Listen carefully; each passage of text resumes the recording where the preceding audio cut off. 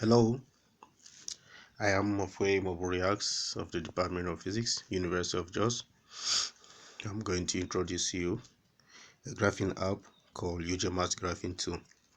This was developed in the Department of Physics to assist students that plot graph using pencil and paper.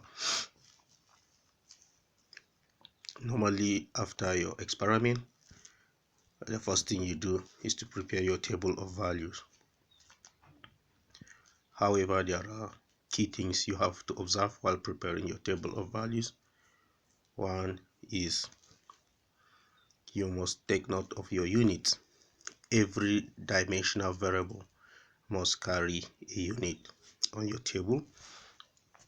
Two, your decimal places. You must ensure that your decimal places are consistent. Within a given column, the number of decimal places must be the same. Thirdly, you must ensure that you record your values to the required number of significant figures. However, sometimes students find it difficult to understand, the number of significant figures required, and because of the difficulty in plotting more than two significant figures, students usually resort to, recording their data to two significant figures. This sometimes falls short of the required number of significant figures, and students therefore lose mark on the table as a result of that. So my advice to my students most times is that their data should be recorded to 4 decimal places, believing that 4 decimal places is likely going to cover the required number of significant figures. For example, I have this table. Let's look at this table. If you observe, each column has a unit clearly written, and in each column you observe that the number of decimal places are consistent. So some of the columns have 2 decimal places while others have 3 decimal places. So after preparing your table, you are expected to plot your graph. For example, if the question asks you to plot the square of T inverse against L and find the slope and the intercept on the vertical axis. So what you need to do first is to determine a suitable scale that is acceptable. So to do this, you can now make use of the graphing tool. Here you come to your smartphone or tablet and you look for the icon with an abbreviation UJ-MaGT, then you click on it. This takes you to this interface. You want to find scale, you use the scale formula, and while plotting your coordinates, you can use the table formula, and while determining your slope or intercept, you can use the slope intercept formula. You want to understand what each variable stands for, you can come to instruction, or if you want to learn how to make use of this, you can come to instruction and play the tutorial video. Now to find your scale, you click on scale formula. Here N stands for the number of centimeters on your paper.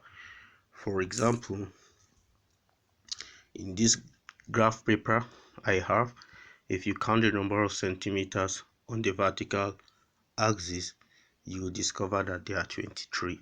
If you count the number of centimeters on the horizontal axis, you discover there are 19. So you come to your scale formula, you put 23 here and you put 19 here. B stands for the biggest value, S for the smallest value, and D for decimal place. So if you come to your table, you are expected to plot square of T inverse against L. So if you look at this square of T inverse, the biggest value is 0 0.2992 and the smallest value is 0.2215, while on the L column the biggest value is 90.00 and the smallest is 50.00. So you come to your scale formula. Here you input 0.2922 and the smallest value 0.2215. Decimal place is 4. Here you input 90. Here you are supposed to put 50. However, since the question asks you to find intercept on y-axis, then by that your x-axis must start from 0. So to make your x-axis start from 0, your s must be 0. Take note of that. If intercept is required on y-axis, then you only pick your biggest value of the x-axis from the table, while the smallest value is 0. If intercept is required in both axes, then you pick the biggest values from your table, but the smallest values, that is s, will be 0, 0 in each case. Take note when you intend to find intercept. Now, if you look at the decimal places under L column is 2, you put 2 there. T stands for turning point. Linear graphs, that is straight line graph, don't have turning point. So in that case, T will be 0. Quadratic graphs have one turning point. In that case, T will be 1. Trigonometric graphs have two turning points. However, it is only the scale on the vertical that T is 2, while the scale on the horizontal T will be 0. Take note for trigonometric graph. It has two turning points. However, it is only the scale that will be on the vertical that you put T as 2, while the scale that will be on the horizontal you maintain T as 0. That is that. In our case here, we are plotting a data for a linear graph. So T is 0. So you have T as 0, 0. MT is multiple. So you can start with 0, 0. Thereafter, you can find multiples or submultiples of your scale as the case may be. GR represent gradient. When the two variables that you are plotting have the same trend, then your GR will be 1. But if their trend differs, that is, they have different trends, then your GR will be -1. For instance, in the table we have, you see the column carrying inverse of t squared. You discover that the values decrease downward, while the column carrying L, you discover that the values increase downward. So in this situation, the trend is different. One is decreasing downward and the other one is increasing downward. So in this situation, our GR is -1. So you put -1 there. So by this you are done and you calculate. This tells you 1 centimeter to 0.005 with origin from 0.22. You should leave 22 of the centimeters on the positive side of the axis, while on the x-axis it is 1 centimeters to 10 units with origin from 0. You should leave 18 centimeters on the positive side of the axis. Now, in order to make your axis cleaner, you can decide to use higher multiples. Like in this case, let me use multiples of 4. By using multiples of 4, my axis is likely going to be more cleaner. It will not be clumsy. So in this situation, your scale turns out to be 4 centimeters to 0.02 with origin from 0.22 and 4 centimeters to 40 units with origin from 0. So that gives you your right scale. So after this, you are expected to now transfer your scale. In order to transfer your scale, first you must draw your axis. So the number of centimeters to be left at the positive side of the axis help you in centralizing your axis. If you look at it, you are expected to leave 22 of the centimeters on the positive side of the axis. So if you count from above downward, 1, 2, up to this place, you find out that they are 22. So here you can now draw your vertical, your horizontal axis. To draw your vertical axis, you are expected to leave 18 centimeters on the positive side of your horizontal axis. So you count from your left to right, 1, 2, up to this point, you find out that they are 18.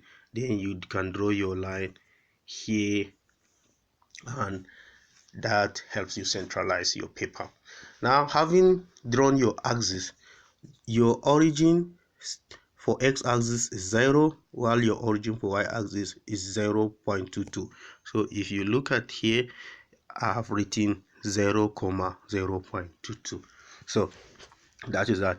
Then you are to add 40 centimeters after 40, to add 40 unit on that origin O after every 4 centimeters. So if you look at after 4 centimeters, I have 40 here. After another 4 centimeters, you add 40 to that 40, you have 80 here. After another 4 centimeters, you add 40 to the 80, you have 120, and you can stop there since the biggest value is just 90. Now, after 4 centimeters, you are to add 0.02 on that origin of y. So if you add after 4 centimeters, you add 0.02 on 0.22, then you have 0.24 here. After another 4 centimeters, if you add, then you have 0.26. After another 4 centimeters, you add, you have 0.28. After another 4 centimeters, you add, you have 0.30. So you can equally stop there. When you do that, your scale can be transferred correctly. So when you are going to the positive side of the axis, you'll be adding the value of the k. That is the unit of your scale.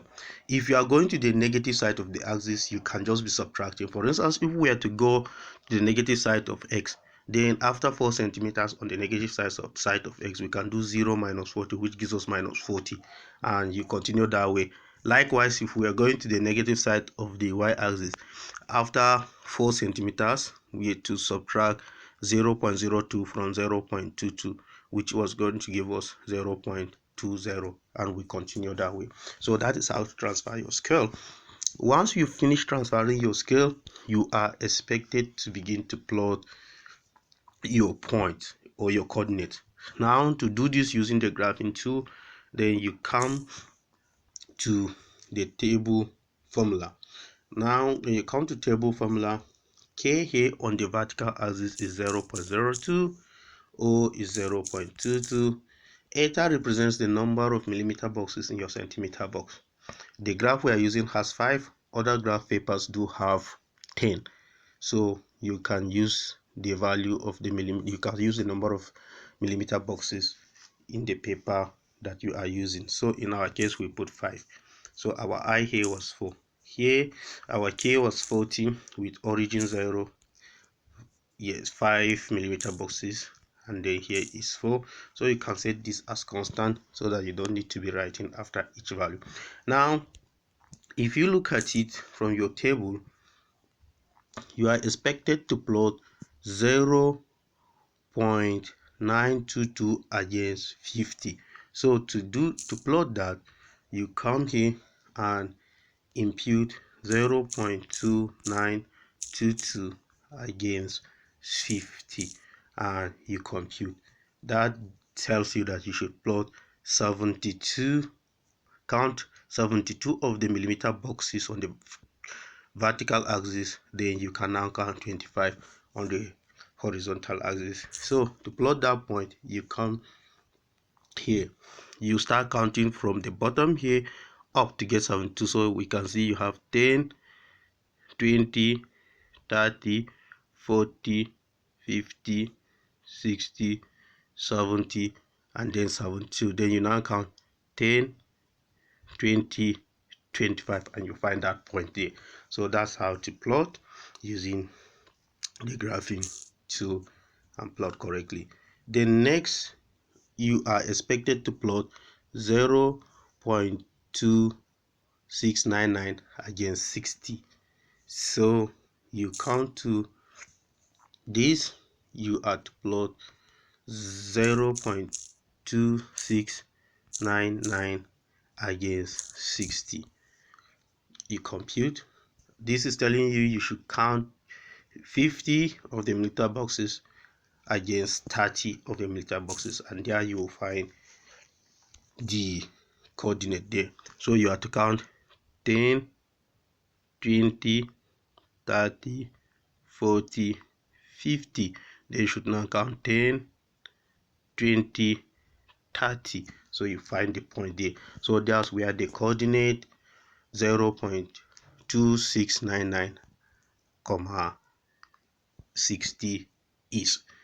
You continue this way until you plot all your points. So that is how you can do this, use this to plot your coordinates, and you'll get them accurately. Having plotted your points, what is required now is for you to get your line of best fit. Now, one notion I want to clear from your mind is that line of best fit is not that line that passes on any 3 points. It may pass on 3 points, it may pass on all the points, it may not pass on any of the points, and it may still be line of best fit. So get this right. The line of best fit by definition is that line that minimizes the sum of the square of the error of your plot. So it is not necessary that it must pass on any of the points. However, the rule of thumb is that when you draw your line, it should be such that the points that are falling out of the line must be evenly distributed above and below. Like in my own case here, the line is passing on 1 point, and 4 points are out of the line, but 2 are above and 2 are below. And if you look at the points above, this is farther away from the line and this is a bit closer. The same thing below, this is farther away from the line and this is a bit closer. So there is a kind of an even distribution of the points above and below the line.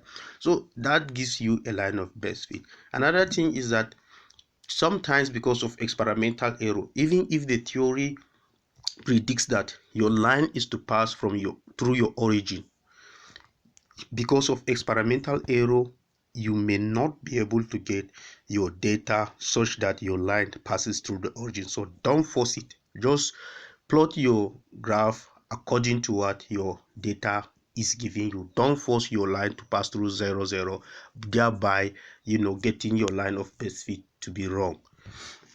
Take note of that. Now, having drawn your line of best fit, the next thing is for you to draw a right angle triangle, and your right angle triangle must be big enough, at least 1/3 of the graph. If you look at my right angle triangle, it is big enough and it's a good right angle triangle, so I can score for this. So once you draw a good right angle triangle, you are expected to find the coordinates of the right angle triangle so that you can determine your slope. So you can label these points as P1, P2, just like I've done. Now, once you have done that, you can now use your graphing tool to find out those coordinates correctly. So you can come to your slope and intercept formula. Here, your K is 0.02 with origin 0.22 with eta 5, I 4. Here your K is 40 with origin 0, eta 5, and here is 4. You set this as constant. Now what you need to do is to come and find the number of millimeters where point P1 is. Now if you count the number of millimeter boxes upward, you find 10, 20, and if you count from horizontal, you have 10, 20, 30, 40, 46. So you can now come here and impute 20 and then impute 46 and you compute. This is telling you that your y1 is 0.24 and your x1 is 92.0. Then you come again and count the number of boxes to P2. If you look at it, you have 10, 20, 30, 40, 50, 60, 66. And if you count from here, you have 10, 15. So you have 66 against 15. So here you have 66 and here you have 15. You compute. This tells you that your y2 is 0.286 and your x2 is 30. So you can come and evaluate your slope. You can write out the coordinates in terms of the variables you have plotted, a set of y1 and x1. Like in this case, I have square of inverse of t1, which is 0.24, and l1 is 92, and square of t inverse 2 is 0.286, and L2 is 30. So you can evaluate your slope and you find out that your slope is minus 90 times 10 raised to the power of minus 4 per centimeter squared per second squared per centimeter. So that will give you your slope. The next thing is for you to find your intercept. So for you to find your intercept, you count the number of millimeter boxes to where your intercept is as well. If you look at it on the horizontal, you have just 0 millimeters. Then vertically you have 10, 20, 30, 40, 50, 60, 70, 80, and 89. So you can come back here and put 89 there and you put 0 here, so you compute. This tells you that your intercept on the y-axis is 0.309. So that is how to use this to plot your graphs and get everything correctly. In case you make mistake in computing anything, you can use the cancel button and cancel that column, then you can redo it again. For instance, if we were supposed to put 88 there and we put 89, so we could cancel it and put the right thing and recompute. So you see it will give us a different thing. So this is how to use this and use it accurately.